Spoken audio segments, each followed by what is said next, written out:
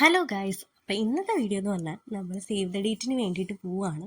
അപ്പോൾ അതിന് വേണ്ടി ഒരു ഗെറ്റ് റെഡി തന്നെ എടുക്കാമെന്ന് ഞാനങ്ങ് വിചാരിച്ചു കേട്ടോ. അപ്പോൾ ഞങ്ങൾ രണ്ട് ഔട്ട്ഫിറ്റിലാണ് ഷൂട്ട് ചെയ്തത്. എനിക്ക് ഒരു ഔട്ട്ഫിറ്റിൻ്റെ ഗെറ്റ് റെഡി എടുക്കാൻ പറ്റില്ല, കാരണം കുറച്ച് ബിസി ആയിപ്പോയി. ഫസ്റ്റത്തെ ഔട്ട്ഫിറ്റ് ഞാൻ വീട്ടിൽ നിന്ന് തന്നെയാണ് ഇട്ടുകൊണ്ട് പോയത് കേട്ടോ. പിന്നെ അവിടെ ചെന്ന് ലൊക്കേഷനിൽ ചെന്നിട്ടാണെങ്കിൽ സെക്കൻഡ് ഔട്ട്ഫിറ്റ് ഞാൻ മാറിയത്.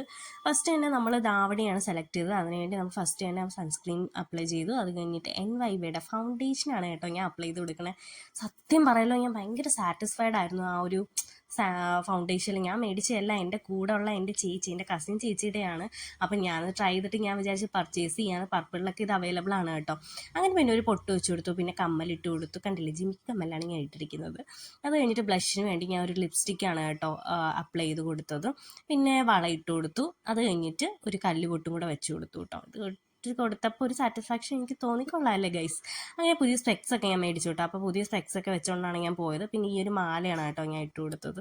അങ്ങനെ ഒരുങ്ങി ധൃതിയിൽ ഇങ്ങനെ നിന്നുകൊണ്ടിരുന്ന സമയത്താണ് നമ്മുടെ കഥാനായകൻ വന്ന് ഗൈസ് എന്നൊക്കെ പറഞ്ഞ് ഞാൻ വെപ്രളപ്പെട്ട് നിൽക്കുകയാണ്. സമയത്തിന് ഇറങ്ങണമെന്ന് പറഞ്ഞ് ഞാൻ കേട്ടോ കുറച്ച് ലേറ്റ് ആയി പോയത്. അപ്പോൾ എങ്ങനെയുണ്ടെന്ന് കമൻറ്റ്